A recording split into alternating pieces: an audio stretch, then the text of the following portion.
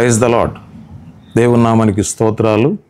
ప్రభునందు ప్రియమైన దేవుని బిడ్డలారా, దయచేసి గమనించండి. ఉదయకాల సమయంలో మీ మధ్యలోనికి వచ్చి ఈ ఉదయకాలపు వర్తమానాలు సంబోధించడానికి పరిశుద్ధాత్మ దేవుడు నాకు ఇచ్చిన మంచి సమయాన్ని బట్టి ప్రభువుకి స్తోత్రాలు తెలియజేస్తున్నాను. అందరూ బాగున్నారండి? దేవుని మహాకృపను బట్టి మీ ఆరోగ్యాల కొరకు, మీ కుటుంబాల కొరకు మేము అనుదినం ప్రార్థన చేస్తున్నాం. రైట్, మంచిది. కొద్ది నిమిషాలు దేవుని వాక్యంలో నుండి కొన్ని విశేషమైన మాటలు మీకు అందించాలని ఆశపడతా ఉన్నాను. దేవుని వాక్యం చదువుకుందాం. కీర్తనల గ్రంథము నుండి 20వ అధ్యాయము 4వ వచనాన్ని చదువుకుందాం. నీ కోరికను సిద్ధింపజేసి నీ ఆలోచన యావత్తును సఫలపరచునుగాక. చిన్న ప్రార్థన.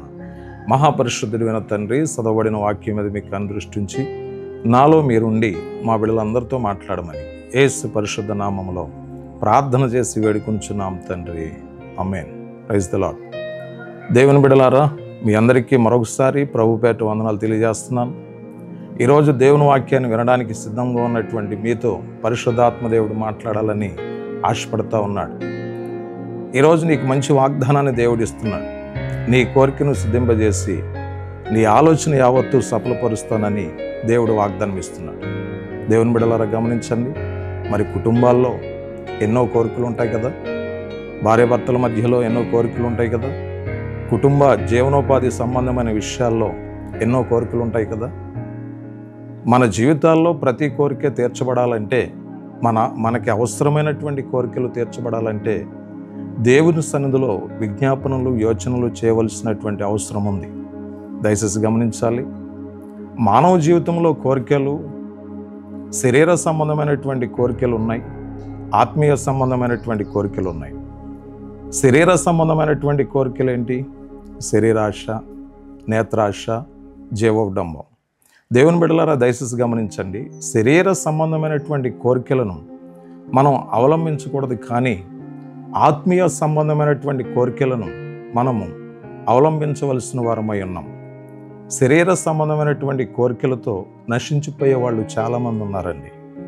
ఈ రోజుని చాలామంది చిన్న బిడ్డల్లో చూడండి, యవనస్తుల్లో చూడండి, పెద్దవారిలో చూడండి, స్త్రీల్లో చూడండి, పురుషుల్లో చూడండి, ఈవెన్ చాలామందిని మనం చూస్తూ ఉన్న సందర్భంలో శరీర సంబంధమైనటువంటి కోరికలకు లోనయ్యి లోకానికి, పాపానికి, సాతానికి గురైపోతూ ఉన్నారు.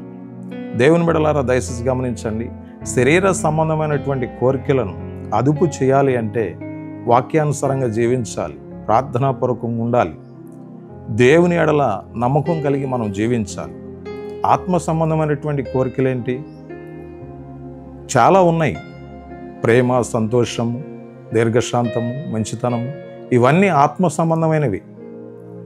మనం ప్రేమ కలిగి ఉండాలి, దీర్ఘశాంతము కలిగి ఉండాలి, మంచితనము కలిగి ఉండాలి, దేవుని ఎడల లోబడి మనం ఉండాలి. ఎప్పుడైతే మనం దేవుని ఎడల మనం లోబడి ఉంటామో, దేవుని బిడ్డలారా, మన కోరికలన్నీ దేవుడు తీరుస్తాడు. ఈరోజు చదువుకునేటువంటి పిల్లలకు కొన్ని కోరికలు ఉంటాయి. ఎగ్జామ్స్లో పాస్ అవ్వాలి, మంచి మార్కులు రావాలి. విద్యా అభ్యాసం అనంతరం చాలామందికి ఉద్యోగం కావాలని కోరుకుంటూ ఉంటారు. దయచేసి గమనించండి.